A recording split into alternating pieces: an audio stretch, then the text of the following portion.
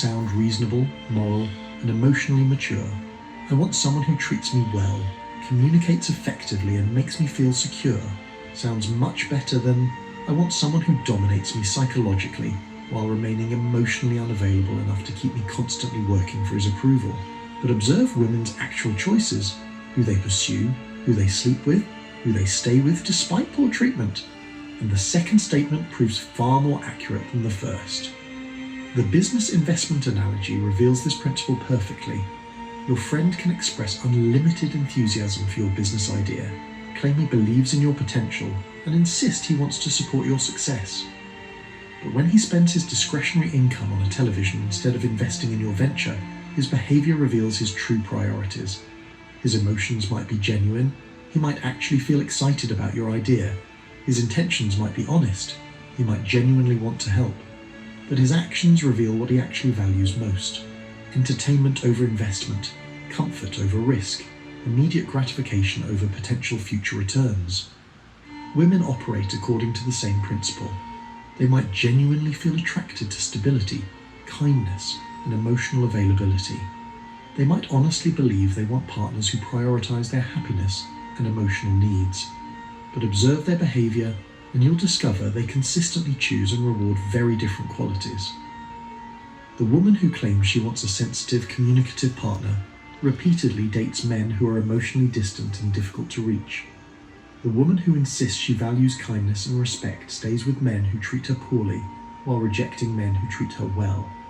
The woman who says she wants emotional security consistently pursues relationships that generate drama, uncertainty, and psychological chaos. Her feelings about what she wants are genuine.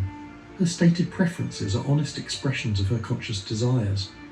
But her behavior reveals unconscious programming that operates according to different priorities entirely. This creates the psychological trap that destroys most men's understanding of women. They believe what women say about their desires while ignoring what women's actions reveal about their actual motivations. They optimize their behavior to match stated preferences while remaining confused about why this strategy fails to generate attraction or satisfaction. The man who becomes more emotionally available because she says she wants better communication discovers that increased emotional availability reduces her attraction. The man who treats her better because she claims to value respect finds that better treatment makes him less desirable. The man who prioritizes her happiness because she says she wants to feel cherished realizes that prioritizing her emotions kills her interest. Behavioral observation reveals why these strategies backfire. Women's biology is programmed to test male strength through various forms of pressure and resistance.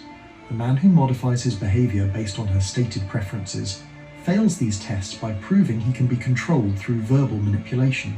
She doesn't consciously want to control you. She wants to discover whether you're strong enough to resist control. She doesn't deliberately seek poor treatment. She wants to find a man whose self-respect prevents him from providing it. She doesn't intentionally create drama. She wants to test whether you'll maintain your center during emotional storms. Her conscious mind generates feelings and preferences that seem to point toward accommodation and emotional availability. Her unconscious programming evaluates men based on their immunity to these preferences and their commitment to their own priorities regardless of her emotional reactions. This dual system creates the fundamental contradiction in female psychology that confuses most men. Women simultaneously feel attraction to qualities they consciously disapprove of and lose attraction to qualities they consciously prefer. The key insight that resolves this contradiction is understanding that female attraction operates through biological programming that evolved over millions of years to identify genetic and survival advantages.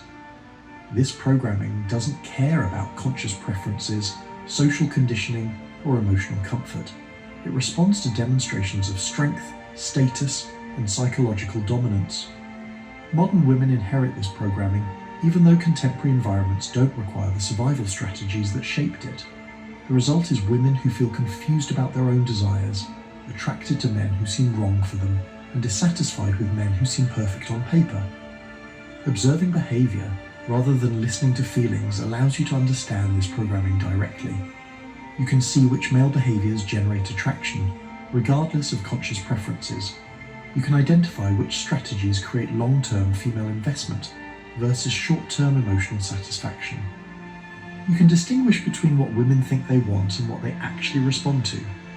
The woman who says she wants stability while consistently choosing chaos is revealing biological programming that interprets predictability as genetic weakness.